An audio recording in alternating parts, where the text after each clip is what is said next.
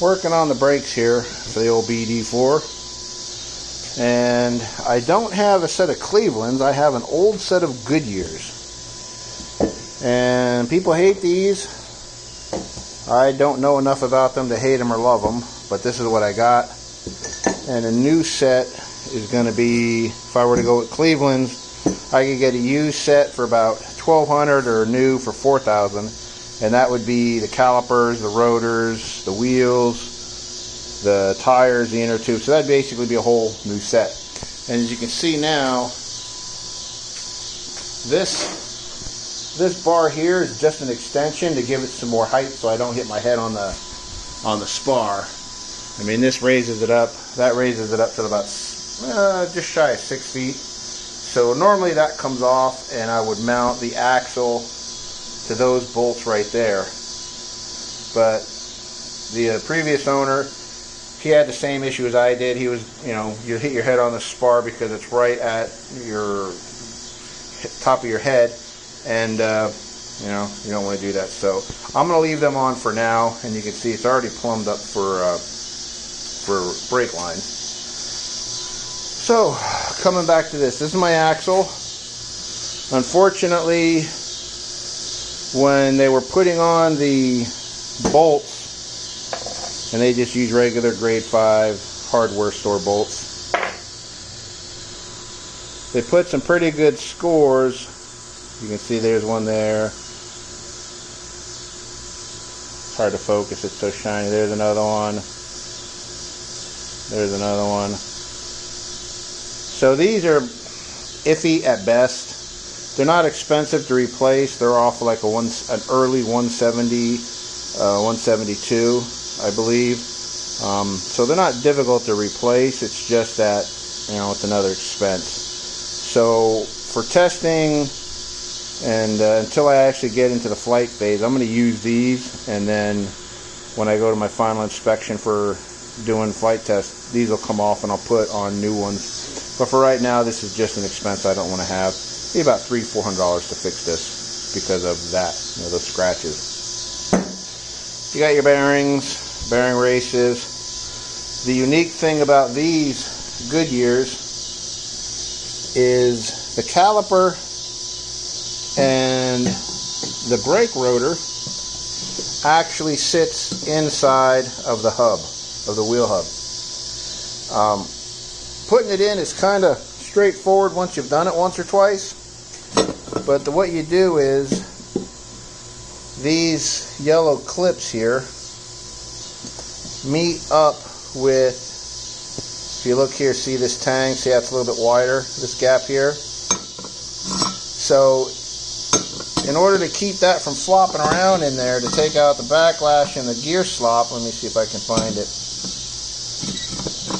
You line up that big hole with the tang, and you just use something like a screwdriver.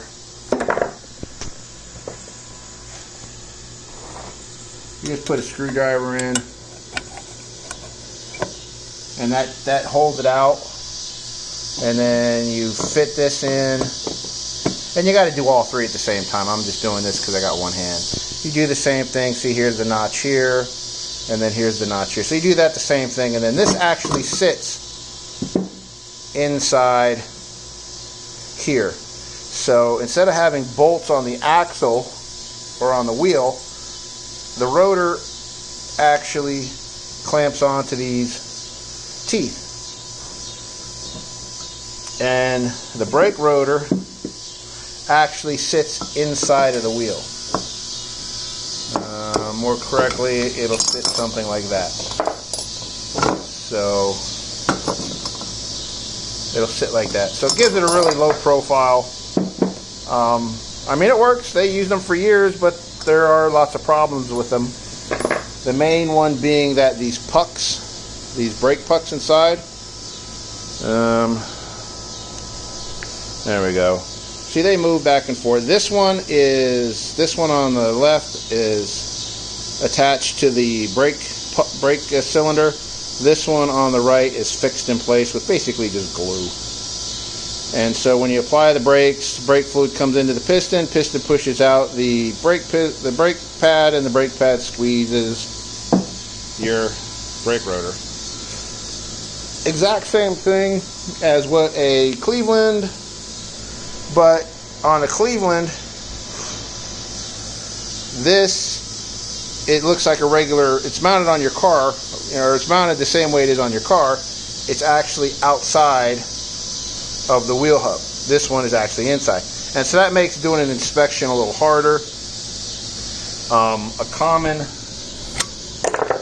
problem is these springs will pop out because they're only held in by rivets. Rivet, rivet, rivet. They're held in by rivets, and you may not see them because it's up flush against the wheel, it's on the inside of the wheel, they're really hard to see. And this is one of the main complaints is these will pop off. That'll allow your rotor to flop back and forth and bind up in your brake caliper. That basically seems to be the failure mode. Now what I've seen is a lot of times you get,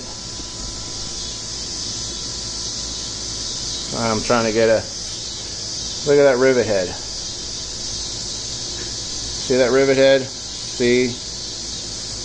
I'm thinking the reason why a lot of these are popping off is because of these rivet heads. Trying to get it to focus. Are put on like ass. Look at that. And this one here, let me see if I can get it to focus. I got it for a second. There you go. Look at that rivet head. So on the inside, it's basically a countersunk rivet. There it is right there. Pokes through. And I'm assuming that you just hit it with a hammer or maybe a squeezer. But I mean, if you even look here, you can see, look at the gap. This one here,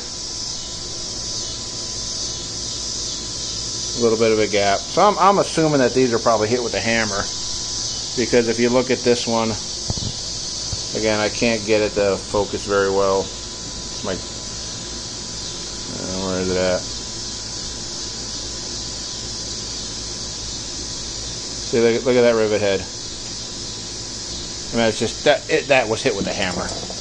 And so that's the reason why you have most of these failures, is because, first of all, it's hard to inspect. Second of all, most of the time these things are put in like trash, and you got to fix them. You can find these clips are on eBay all day long.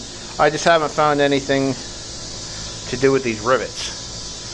So I'm going to put these back on the airplane. But again, I have a note that I got to get me at least 6 of these rivets, and then I'll redo those. And then also the axles, both axles are scratched like that. It was, I guess the guy didn't know what he was doing. I mean, the guy that had it before me wasn't an AMP, a mechanic. He just bought a cheap airplane, thought he would put it together and run it, and that's not a thing. But the rest of this, oh, here you go, I actually have, see here, these are the extra springs.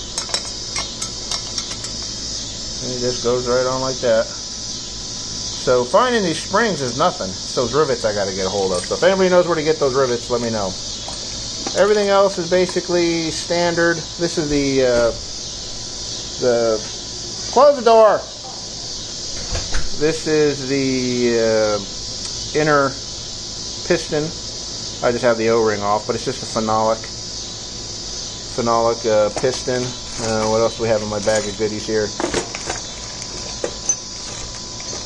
Here are the pucks. This is the movable puck. This is $200 and some odd. If you were to buy this new, if you can find one, these are $200. I actually had to buy a wrecked caliper just to get these. And he wanted $300 for the calipers. And I said, well, your calipers are shot. He says, yeah, I know. He says, I'm basically selling the pucks. And I'm like, yeah, that's what I need. I said, I'll give you $175 for them. And he said, no thanks. Then about a month later, he comes back and says, "Oh yeah, by the way, you know, do you want them for $1.75?" I said, "Yeah, send me the caliper." Caliper was trash. I have it here somewhere. I think this is the caliper I got everything off of. Yeah. No, this was the caliper that was actually on the airplane. And if you look, yeah, that ain't gonna work. You could see cracks, and then you can see the wear. There's a little bit of a wear mark through the channel here. But as you can see, it's just a big hunk of aluminum. This is where the piston goes. This is where the, this is just an adhesive. Can't find that other one I had, the one that I bought. It's in a box somewhere. But I basically bought that just for the puck. There's two of them. That was the big one. Let me see if I can't find the other side. Here it is. There you go. It's regular brake material. There's nothing special about it. It's just getting it cut into this shape. Later brakes went with a much simpler circular design instead of this kidney shape. So these are the only reason why these brakes are super hard to do anything with, is because there's lining material, and it is just standard lining material. There's nothing, again, it's just, you know, brake lining. My guess is that I could probably get these wire cut. I mean, if you wire cut something, if you wire EDM something, that'll basically go through just about anything. And I'm pretty sure if I scan these in, send them to a wire shop, they'll be able to do this. These center holes are just, I guess they're for cooling. I don't know. I mean, they're not mounted by it. This is just held in place, and this is glued in. You could just use Loctite. So I said these holes, I guess they're just probably there for manufacturing, because the round ones I don't believe have, the later round ones don't have holes in them. So if you ever run across these and you have Goodyear brakes, snatch them up. They're starting to become ridiculously hard to find. So that's the brake system that I'm working on now. They're not perfect brakes. I know that they're going to need upgraded at some point, but they will get me at least through taxi, and I might even put a few flights on them, depending on what I can get some other people to think about these. I mean, those scratches are pretty deep, but again, it is a big chunk of aluminum, and it's not a very complicated shape, so who knows, I might be able to get a big billet just milled down to these specifications. I mean, who knows? If I find them on eBay, I'll eBay it. If not, you know, trying to buy certified parts for that, I don't know. So that's brakes. And then these are the bolts. Like I said, everything else is pretty standard. These are the halves that keep everything together. This is your lock nut, your castellated nut for the axle to preload the bearings. The bearings have few of these are rubber, a couple of them were phenolic, or at least some sort of a plastic. So that's interesting. All my bearings are in good shape, all my races are in good shape, they're at least serviceable. So that's where we are right now. I was super happy. I never knew the cost of tires until I, went to school and had to service them, and now that I own a set, these tires are $250 each. The inner tubes are close to $300 each. So literally, I'm sitting on like $500 worth of tires between that and that. These are brand new. I mean, these have not seen anything. The airplane never flew. I mean, it was taken apart and reassembled a couple hundred times, but it never flew. They look in great shape. I mean, they have some scratches, some checking on them. I mean, I don't know where these came from or what they're doing, but they're in great shape. I got lots of tread. There's no cracking, there's no checking, there's no weathering. They're a little dirty, but dirt doesn't mean anything. So